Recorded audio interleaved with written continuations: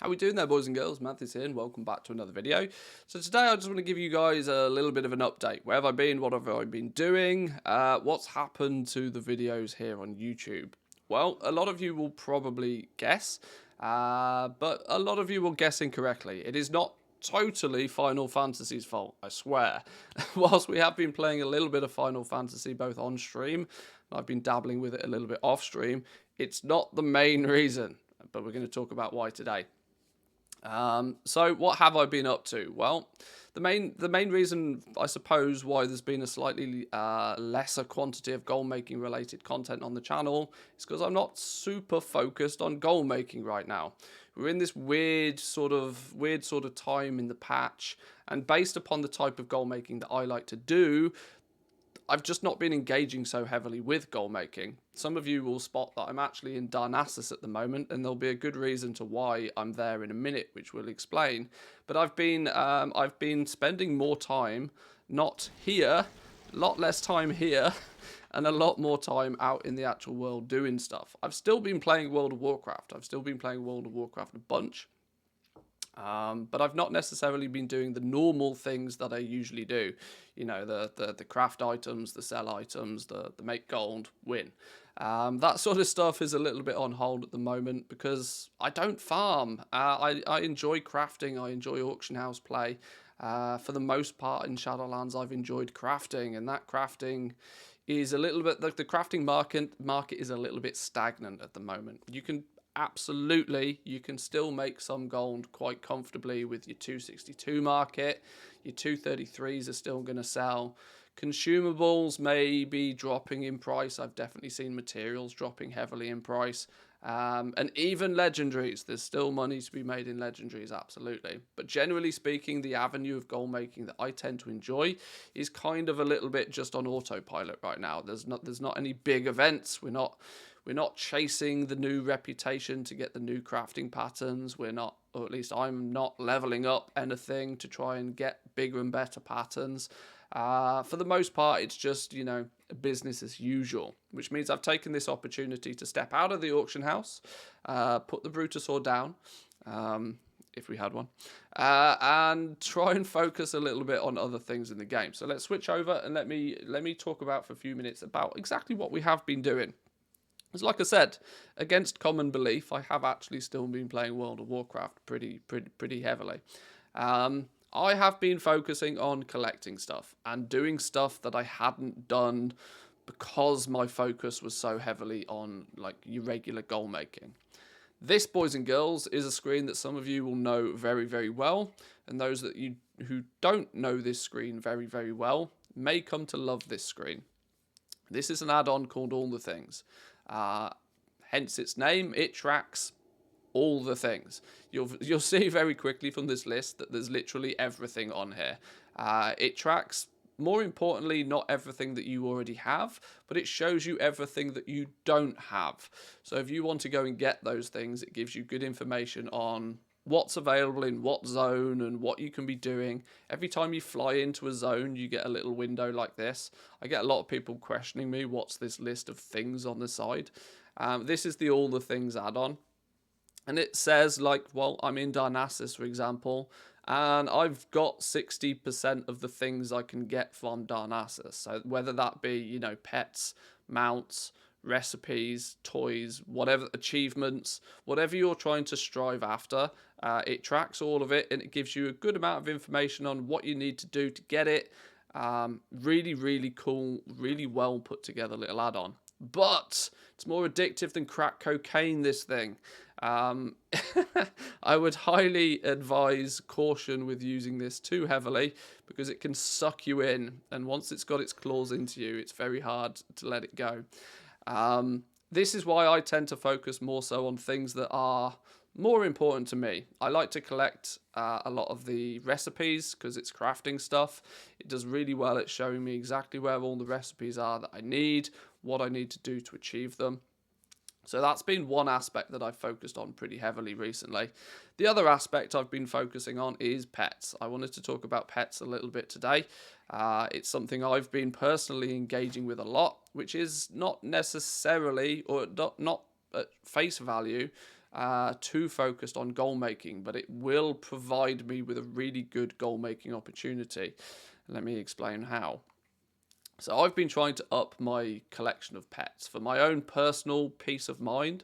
I think before I started collecting, I was at about sort of 500 unique different pets. Ones that I just, picked up, kill a boss, oh, it dropped a pet. Or, I'd be, I hit revered with somebody, oh, you can buy a pet, that sort of stuff.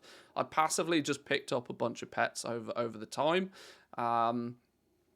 Now I've sort of switched my focus to more collecting them on a more aggressive state. I now have 1,179 unique pets. There's still a few hundred that I still need to collect, but it's really starting to slow down now. The time it takes just to get one more pet, I'm having to do a lot of traveling to different places. It's starting to get to the point where I can't just go somewhere and get a pet. I need to actually do something repeatedly to get that pet. I have to be lucky for it to drop off something. I have to complete an achievement before I get that pet. Yeah, it's now starting to get a lot more difficult to get much higher. We'll deal with it though. I've also been looking at leveling these pets up. You can also see by this little tooltip, maximum pets at max level. Pets at max level, 278. Now that's not a huge number, not by any means, but I've only just really started. It kind of feels to me that, if you're going to have the pets and they're at level 1, then that's cool from a collecting standpoint. But I don't really think that you've done the job properly until you've leveled them to 25 as well. That's just my opinion, though. There was, a couple of days ago, what was known as Super Squirt Day. Super Squirt Day, for anybody that's engaged with it before, is when the stars align for pet battles. It's when the weekly rotation of the pet battle event is up. The pet battle event gives you, I believe, 100% extra experience. It basically doubles the amount of experience that you get when leveling pets through pet battles. Plus Squirt, who is the one of the pet trainers in your garrison, believe it or not, all the way back from Warlords of Draenor. When those two things happen at the same time, you can level pets just so fast it's not even funny. I think I was leveling pets from 1 to 25 in like 2 pet battles. Now, of course, this only happens once every so while. There are other ways to level pets fast and efficiently. There are some Dalaran trainers that are pretty good. There's even some trainers in High Mountain back in Legion, I believe, that are very, very good for leveling pets with as well. But either way, this is one thing I've been focusing on. And like I said at the beginning, there is some gold-making reason to doing this. Some of you that have followed the channel for a little while will know that I had a few goals, a few targets that I wanted to achieve during the Shadowlands expansion. Obviously, make a bunch of gold was one of them, and I think I've done that one quite successfully so far. Another thing I wanted to do was expand to more servers. I've always considered it relatively risky to only be playing on one server. I've had this scenario happen a few times to me now, that one day you're playing on the biggest and most popular server in the EU or in your region, and then for various reasons over the next 6 months, 12 months, the population of that realm just collapses. In many cases, realms are kind of held up. Their economy is held up, their population is held up by the presence of a couple of 1 or 2 guilds. If those guilds either disband or they decide to move to different realms, that realm very often will just completely fall apart. And if you only play on one realm, the chance of that happening to you is pretty high. So I wanted to spread out onto other realms. It also gave me the opportunity to see what goal making is like from different perspectives. The main realm that I'm on now, my home, I guess, is Sylvanas. Sylvanas used to be one of the top realms on the EU servers a few years ago. Circumstances changed though, and its population has dropped. I mean, the fact that it is an alliance heavy realm probably doesn't help things with the recent meta of the game, where if you're not Horde, what you're doing. That definitely hasn't helped things either, but it's meant that over the last year or two, the population of this realm has dropped and dropped and dropped, and it's probably going to continue to drop as more and more people filter to the bigger, more popular realms. So we moved to Taran Mill. Taran Mill was the next realm that we looked at. Taran Mill in the EU, for my EU players will know, is probably sort of top 5, I'd say, in terms of population.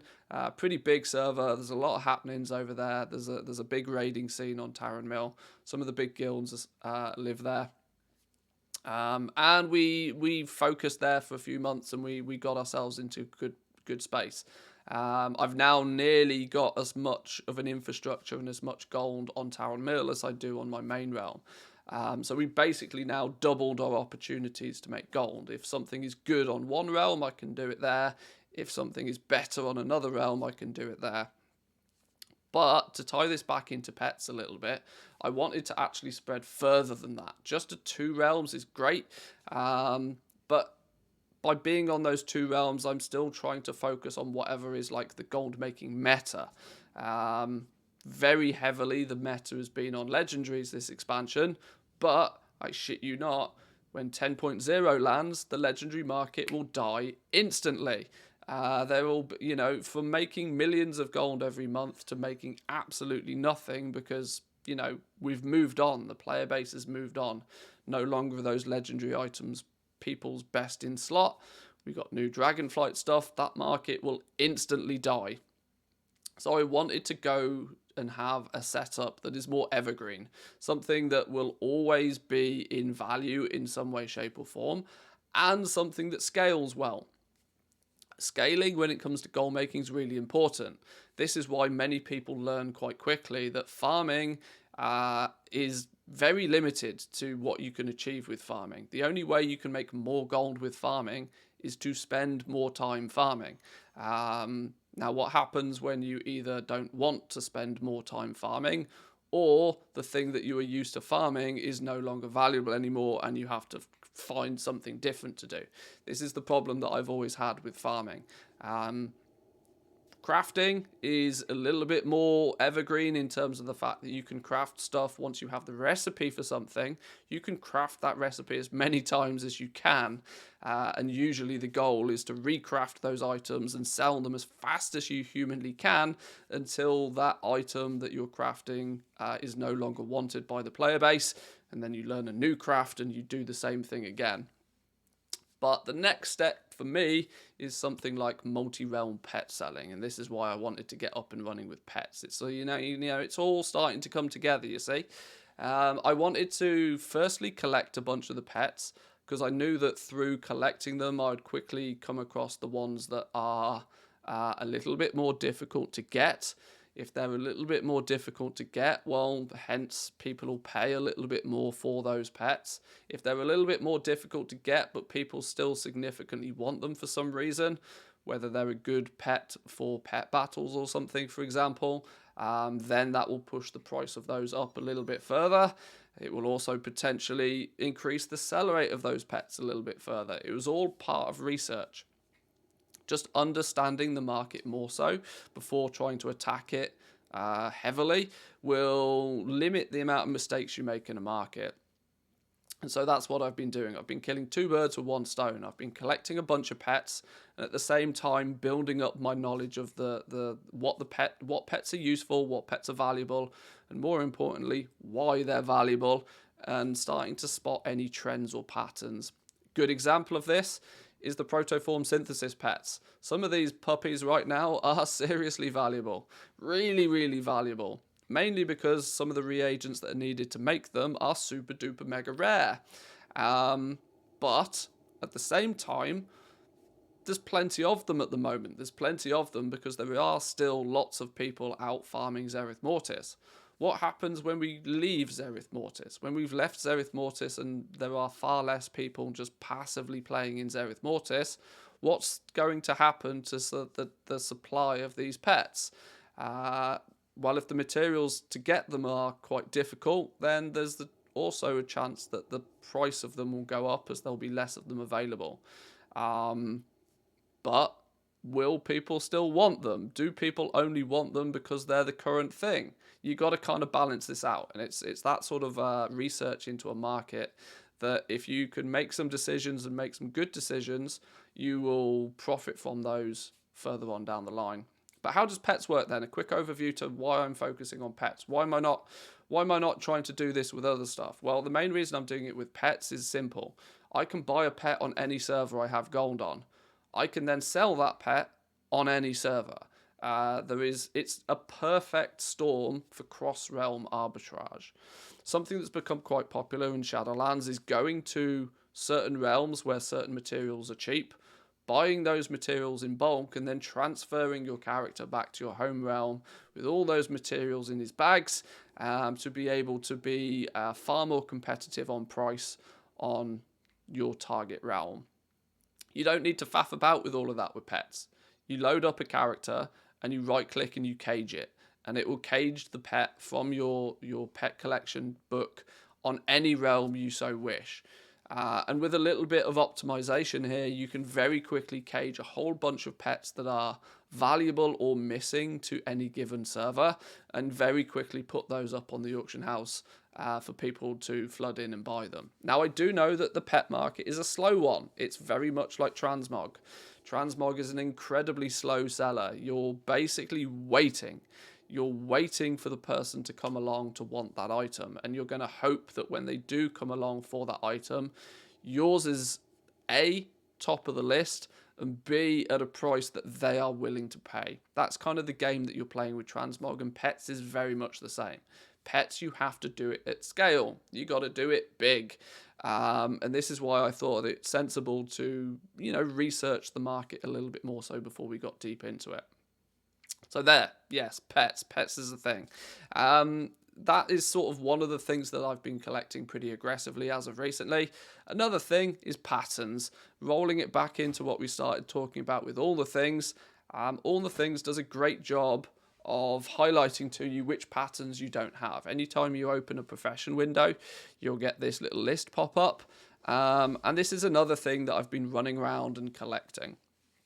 On my travels to collect a bunch of the pets, it's taken me to some far and distant corners of the world of Warcrafts, and it's meant that the opportunity has come to quickly go to that vendor and buy that pattern that you just haven't done, or finish off grinding that reputation you need to be able to go buy a pattern off a quartermaster, or whatever the case may be.